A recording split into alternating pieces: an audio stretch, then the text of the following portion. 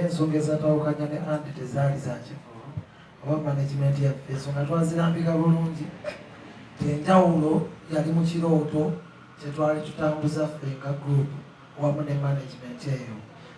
Actually abatumanyi a bit closer tetubangako nsonga eyo nti twakuba tetwafuna oba tetwaba oba oba mu nsonga eyo bwetyo wabula tuze tubanyonyola twalina difference mu ngeri y'ekirooto kye tulina as a team ffe ogaseko ne management eyo so kikyasinga oleeta enjawukana tekyali kya ssente so kuba ensonga eyo ebintu bya ssente before you go into anything era naffe twali tukimanyi kyetwayingiramu nekyetwali tunofunamu twakimanya era twakifuna so abantu bonna abajja ku concert yaffe nga 19 mujje nga muli musuubira okusingira ddala okunyumirwa because kyetusinga okukola ebintu bya ssente tujja bikolako nyakageri kekiyinza n'okugabana kuba kwaffe eyo bitulekere mujje tubakuba endongo munyumire bulungi. Ensonga eyo si yatwawukanya ne management wabula ensonga twazinyonyola oba tuze tuginyonyola ebintu byanjawulo ebirala ebyatwawukanya weewaawo kiyinza oba kyawulikikanga ekikimu ku byo naye si ensonga. I think ekyengabana nga bwe nakigambye tusobola okihandolinga bulungi ng'era bwe twali tukihandolinze okwawukana nkiddamu okwawukana kwa B2C ne management yali njawukana oba difference mu kirooto kyetwali tulina. Omu yali ayagala kudda eno omulanga ayagala kudda eno so ne tutakwatagana ne tutasobola kutambulira wamu ne tuamaliriza nga tuli ne management eyo. Ng'omunayigira tanaba kujja Uganda tulinayo abasajja baffe tulinayo abayimbi baffe ba B2C tulina abakyala abayimbi abalungi tulina abayimbi mu Uganda muno abasobola okutukolera buli omu kyayinza okukola n'abatali bannayuganda so tutandikire wano twewagire tunawagira n'abalala zibadde nsaba twongeremu awo mu kuwagira bafani badde mutumisinga ekintu kyetubadde kyetusinza okukola tukola music tuli bayimbi tukola music era tuli basanyusa. Omuchere n'ennyama mutyere enkoko n'ennyama enkoko ne Rolex otageragera n'ebintu bizira maku ku kintu ekinene ekiyimirizaawo eggwanga lyonna toka wacha wewe. The Rolex Festival returns on Sunday, the 21st of August at Lugogo Cricket Oval. Don't miss different types of Rolex combos, great performances, and so many activities. Entrance is 10K ordinary, 30K VIP. Gates open at 9 a.m. to 8 p.m. Sponsored by Expo Uganda, Coca-Cola, KCCA, Ministry of Tourism, and the Rolex Culinary Institute, and organized by Rolex Initiative. Tulisitedde nnyo era nga tuli basanyufu nnyo okuba nga tuli mu maaso ga kamera zino ennyingi oba nga tuli mu kamera yammwe kamera yo tuli basanyufu nnyo okuba nga tuzze okwogerako nammwe era okubategeeza ki ekituleese ne ki ekiriwo. Byonna bye tugenda okubabuuzaako abantu bye baagala okuwulira era bye batubuuza baba bakiikirira. Mukoze concert eyasembayo yali successful era twebaza Katonda ntino mwakimaking. So this time round muze mukoze concert naye abantu bagamba nti mukoze Juliana lwaki mwategese ku the same date? Ku nsonga eyo Juliana akoze naffe ne tukola tetwakintendinga okukola ku date y'emu ffe nga ffe kubanga twalanga show yaffe actually tunaana kujja wano kuba ndoze maze mu bantu emyezi ng'erina kati atujogera ne date nga tujogera bulungi naye ekyo tekirina nnyo kyamaanyi oba kyanjawulo kikigenda kukola wabula kyenyinza okukunga abantu buli omu agenda awagire gwayagala muyimbire kwolwo tetunakiramu buzibu saagala so namwe mukifune buzibu tugenda oyimbire omuwagizi wa B2C jangu omuwagizi wa Juliana genda akuyimbire yes sir. Ati buli omu awe ku ndowooza ku kintu ekyo Bobirash boyogerawo nze kyendowooza ku nsonga eyo Uganda nene Uganda erimu abantu over 45 million so zendowooza buli muntu asobola okudecidinga kuva gyagenda ate ekiri nti tetuwa copyright nga luno lunaku kigamba nti luno lunaku lwa B2C yokka okitegeera n'omuntu mulala asobola okukeera ku makya olunaku olw'enkya n'agamba agenda teekayo konsati ye ku lunaku lwaki lwa 19 August. Tetusobola mugaana era abawa ddembe, so tetukirinaako buzibu nti abantu nga bwe bali abangi ne bafaani baba artist ab'enjawulo gye bali bagende bawagire ba artist baffe abajja okuwagira B2C, mujje muwagire B2C, n'abagenda owagira Juliana bagende bamuwagire. Kucha 19th ffe tumanyi concert yaffe yeriyo ku lunaku 19th era tuyita abawagizi baffe bambi mujje mutuwagire. Kyemmanyi abawagizi tulina bangi, tulina abawagizi abasukka mu kakadde oba mukadde obubiri, ate nga ku olunaku twagalako abantu abawagizi 2,000 ku Freedom City, 2,000 luka bokka 2,000. So for okulaba nga oli muwagizi wa B2C wenyigamu egyo 2,000 okeere emiryango gigulawo ssaawa 4 ku Lwokutaano, essaawa 4 ez'okumakya ezigenda okugulawo. So olina freedom okujja okutandika essaawa 4 okuyingira mu konsati. Lunch n'ogiriiraawo kubanga levels weeri, Bellag yataddemu ssente, ebyokunywa ebiri ebyokulya, so kigenda kubeera kirungi nnyo. Ate sheeno abawagizi ba B2C kyenjagala okubajjukiza nti eri VIP va ku kya ssente z'oyingirira, twagadde kubaddiza because ebintu etugenda okukola olunaku sound stage n'ebisigadde biri VIP. Abantu mugenda kunyumirwa to the extreme.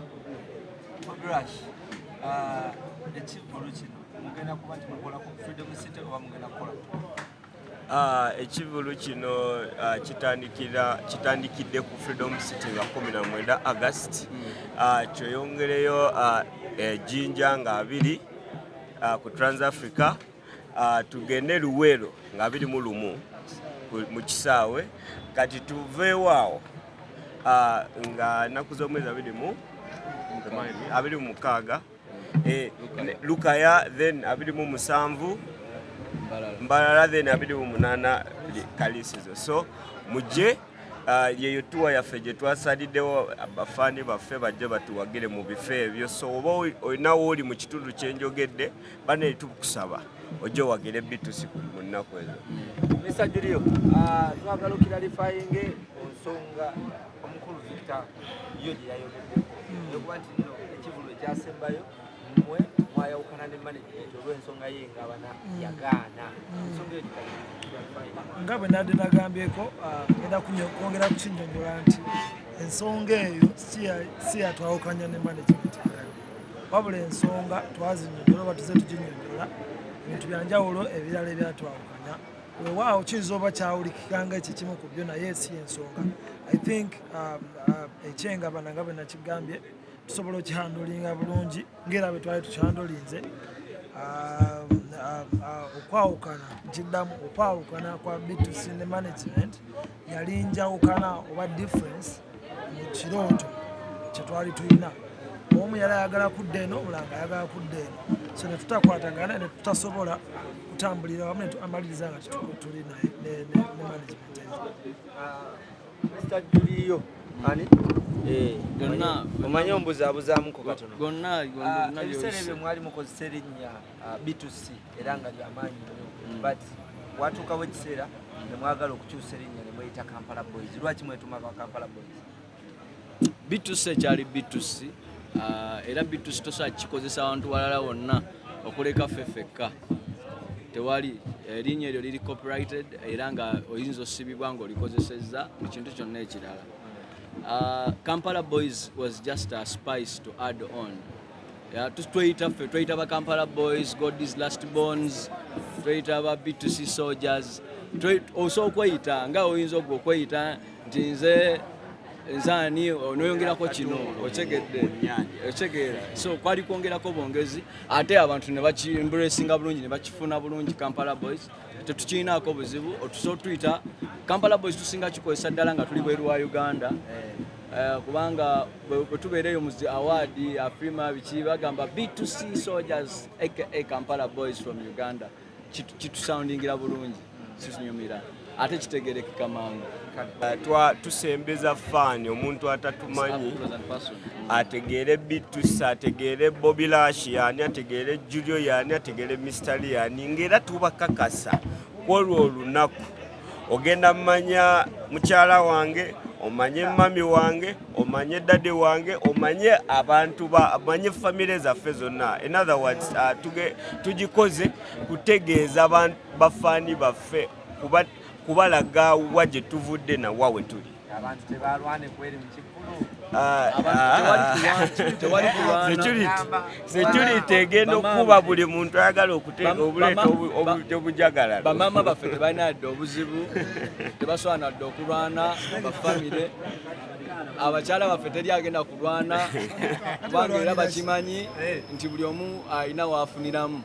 Osegedde bakyala baffe. Abakyala baffe tebalwane tebekuba ebikonde. Abakyala baffe abasatu ate mukyala wange abalwanira kino wajjulu. Boona abalwanira kino wa. Ekibuzo mbadde nkyakyebuuza. Abantu bakwatagana tebalina buzibu bakyafe balyoke era kwolwo mujja balaba. Sheno nga bagambye the main point ya sheri kusembeza bafani baffe eriffe kutumanya deep. So mugenda manya ebintu bingi ng'ovudde ku byabakyala ekisinza okukola highlight eri omukulu naye n'ebirala bingi mugenda omumanya. So I believe you're gonna have a good time ku sheno mujje munyumirwe. Yes. 26 Nana Gardens Erukaya 27 Aji Motel Embarara then 28 Sport Highway Kalisizo.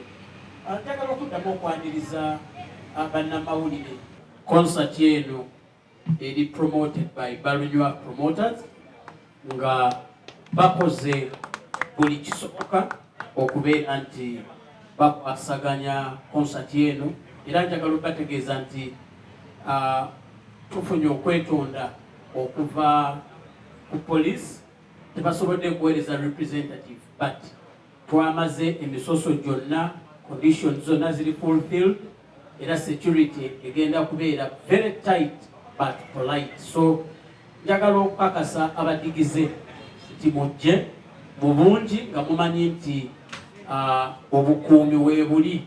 Baganda baffe basponsa baffe abalungi bonna abazze on board okolagana wamu naffe aba B2C management ya B2C promoters bonna betukozeeko nabo okuviira ddala olugendo gye lwatandikira paka wano luli mmaniriza nnyo nate ku mulundi guno okolagana ku mukolo bwekuti oguli ennaku z'omwezi 19 okutandika ng'ennaku z'omwezi 19 August Freedom City neweeyongerayo paka ekalisizo.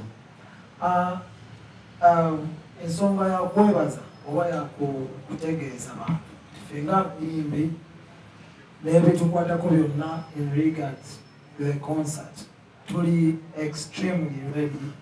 Tuli ready energy wise, tuli ready amaloboozi gali ready, buli kimu kiri ready. So kyenyinza okubategeeza mulinde muliro fire energy endongo ate nga ne music omupya tukyaleeta tugenda basuula muno oluyimba olupya sawa yonna. Kyetusaba buwagizi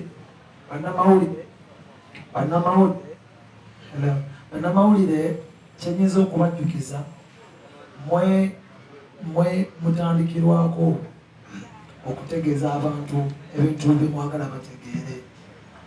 Buli lwe mwagala okutegeeza abantu ekibi bajja kukitwala, buli lwe mwagala okutegeeza abantu ekirungi bajja kukitwala.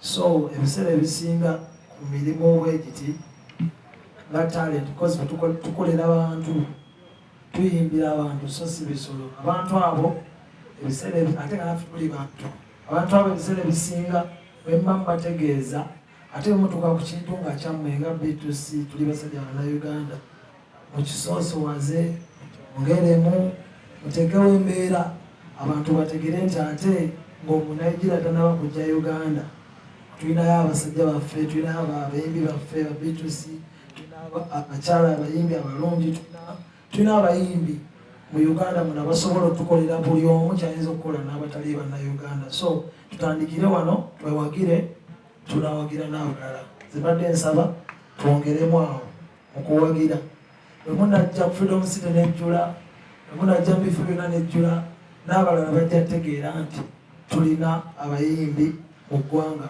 kubanga music tumulina wewaawo sibe kiri tubayimbidde akawe so ebigambo byange mwebale nnyo okujja tusaba tufune akaseera kalungi ndowooza baganda benkasooka bogereko nammwe bifo nga tetunagenda mu bibuuzo emusanyufu nnyo okubalaba ku lunaku olwaleero kubanga waliwo oyinza okuba nga wayise waliwo abatasobodde si tebakuba tebasobodde babadde tebasobola kuitanire waliwo ebibakwasaganyiza naye tuli basanyufu nnyo okulaba ku bannamawulire abasponsa baffe bonna banetubeeyanza balina promotions ne tiimu ya B2C bamovit junior levels maestro bell big up on yourself kabwirawo mwebale nnyo mwebale kutukirizaamu ekyo we don't take it for granted olunaku lwakya ne tugamba tugenda teekawo konsati yaffe za 19 kyali kivudde mu bbanga litubadde tumisinga bafaani baffe nkimanyi nammwe bafaani badde mwetumisinga ekintu kyetusinza okukola tukola music tuli bayimbi tukola music era tuli basanyusa tetubeera awo tugamba bafaani baffe abantu baffe balina okubeera happy so twabakowodde olunaku olwaleero mujje mwenna tutegeeze abantu abatamanyi kyolunaku nga 19 August tugenda kubeera ku Freedom City n'ebitundu ebirala byonna byetutegese bannaye tukoowola abantu baffe byasobodde okubeera wano kyonna kyonna kyosobola okukola sindika bazadde bo baganda bo abantu ab'enjawulo bonna b'osobola so that tukola concert esinga okubeera ey'amaanyi era egenda okukola amawulire mu Uganda amalungi so bigakoleso ebigambo byange mukama banjagalire. Thank you so much. Banamawulire media fraternity yonna the sponsor of abalungi abawagizi ba B2C the B2C soldiers mwenna tubaniriza nnyo ku press conference eno ekuliddewo ddala omukolo gwa 19th of August B2C live in concert. Concert yaffe yasemba yaliwo mu 2018 era nga concert eyo kyali kigula luggi oba ekijjako lufu ku maaso. Concert eno eddako yakusimba musingi omusingi gwogenda okuba nti kati B2C ddala yeno B2C. So we are promising you the best of B2C that day. Olunaku olwo tugenda kukola ebintu bingi nnyo by'otannalaba by the way mu concert naddala wano e Uganda. Ebigambo ebisinga baganda bange babyogedde so kijja kuba repetition okuba nga mbiddamu naye nga tweyanziza nnyo bannamawulire mwenna with due respect mwenna tubaagala nnyo basponsor baffe mwenna tubaagala nnyo mukama batwere omukisa. Thank you so much. Balamusiza ndi YouTuber kino mbadde nsanga kibulize ba YouTuber bannange ebiseera ebisinga ekyokkola ekyamaanyi muteekako copyright performance zammwe tusaba mukitangaazeemu oba tunajja oba mutugambe mujje tubakube strike. Okay. Kulwa Batunywa Promotions njagala kuddamu omwami avudde embalala matches ku poster tekuliiko bayimbi b'embalala but we've already contacted abayimbi b'embalala and definitely abayimbi b'embalala bajja kubaayo ku Ajip Motel nga baperforminga alongside B2C. So omuntu ali embalala abeere nga ali rest assured nti bajja kufunayo n'obweshongorro obw'abaana b'embalala. ku kibuuzo kya engabana, I think I'll give that to the group. They will decide who of the three answers that. Muganda waffe okuva mu Galaxy you Victor ekibuuzo ekyo ekisookera ddala olayika tewafuna ka research kamala naye ensonga ezatawukanya ne andi tezaali za kivulu oba management yaffe ensonga twazirambika bulungi enjawulo yali mu kirooto kyetwali tutambuza ffe nga group wamu ne management eyo. Actually abatumanyi a bit closer tetuwangako nsonga eyo nti twakuba tetwafuna oba tetwawe oba twabbibwa oba mu nsonga eyo bwetyo wabula tuze tubanyonnyola twalina difference mu ngeri y'ekirooto kye tulina as a team ffe ogaseko ne management eyo so kikyasinga oleeta enjawukana tekyali kya ssente so kuba ensonga eyo ebintu bya ssente before you go into anything era naffe twali tukimanyi kyetwayingiramu nekyetwali tunofunamu twakimanya era twakifuna so abantu bonna abajja ku konsati yaffe nga 19 mujje nga muli musuubira okusingira ddala okunyumirwa because gyetusinga okukola ebintu bya ssente tujja bikolako naye akageri kekiri nti nogabana kuba kwaffe ebyo bitulekere mujje tubakuba endongo munyumire bulungi. Thank you so much. By YouTubers, ekibuuzo ekyo omukulu kye yabuuzizza ekyokuba striking music oyo yali distributed by companies. Tubuziwa authority nga tetunaba nakukola concert okubanga zimonitoringa music waffe wazannya bonna. So we are only authorized as a group to upload our music and everything that belongs to B2C. Ekyo national strike gyofuna teva waffe bakoleva bantu bali wetukwasa music oyo. So bw'oteekamu oluyimba lwa B2C mu kintu kyonna, they will definitely strike you and tell you oba balulekayo ne basigala nga tufuna royalties ezo. So authority ffe tetugirira ng'abantu wabula badistributor ba music from the start. Singa tugamba nti kuroksa tugenda fulumya oluyimba gye luli already omuntu yenna addamu okulu-uploadinga bagenda mu striking. Yeah, Baba was striking. So even the video you upload, because me I remember those days you say baby kade. Nageza ko take a video because I remember a good life. Ida banchali ya onangi ne bangamba. Olimba doesn't belong to you. Ne batamu bachija video. So and those choose muchili awo babo na tishiri What distributor? Performance. Yes, ne performance. Kastamba mu limba ga gafa bayimba. Yes, na performance zinateka na nyimba lwimba lwa good life ku radio yafa Bogede. Yeah. Gundi wane rugogo kololo. That's when it happened. So performance nazo was striking. Collecting body jetukolagana nayo na right to performance na dala music waffe nga tuli mo try to juzamu waliwo twalina balina rights performing otubanga tuli muyimba amaloboozi ngaffe tulimu balina rights ku kintu ekyo so mbumpimpi ndowooza kyobadde otegeeza content ali sold already owakuyimba kyobalabeera ne bwe tuyimbawo ne butiyimbawo abagezezaako kikola kirina engeri gye kiba ekyenjawulo naddala ku performing music gwe twateeka music wa B2C ekitegedde that's the issue. It's just semi-live, semi-live. Tuina nyimba zenjawulo. For example, yako kumenyera ngama piano. It sounds more better with a semi-live touch. So together nyo details kat mu production or event chema de sagala na yo of course waliwo music omwa agenda otambulirawo.